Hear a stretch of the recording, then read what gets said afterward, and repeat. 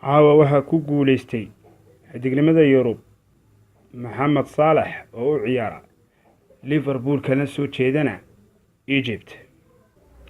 Suurka uu habeenka xidhnaa Mohamed Salah wuxuu u ekaa qalin uu sanadan wax ku soo qorayay.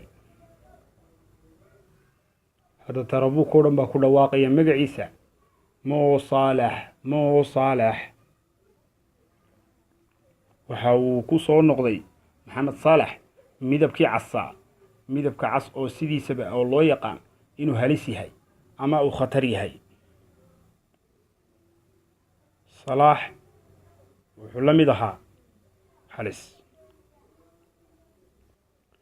waxa uu kale u ahaa halis aan la iska ilaalin karin. qofka jecel ciyaaraha kalaba Salah wuxuu ka heli jiray leebka sida loo rido oo shabaga loola helo. mararka qaarna wuxuu ku barayaa orodka bootinta leh kaasoo wixii ka hor imanaya sida looga boodo ama looga gudbo.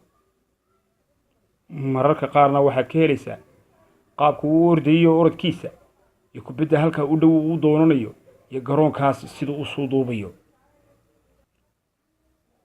gacmihiisa dhaadheer, magaciisa weyn, xidignimadiisa caanka. Salah umay kala duwaneyn shabag iyo shabag kalaba. si uraahdu ay u noqoto kullu turuq taadi ila Roma, shabag kastaba wuxuu ku geenayaa Roma. Salah kadib markuu bilaabay farxadii Carbeed baas ayuu u dhiibay saaxiibkiisa Dumania u gaarsiiyay farxadii Afrika oo dhan. waa uu soo laabto baas kale u dhiibay saaxiibkii Firmino oo farxadiisa u gaadhay qaaradii Latin America. baasaadkiisaas ayuu ku soo koobay magacii qaaradaha. luqadihii baad sheegaysaa waxaa ka soo hadhay luqadii Carbeed oo ay leeyihiin Tarabuuku Mo Salah.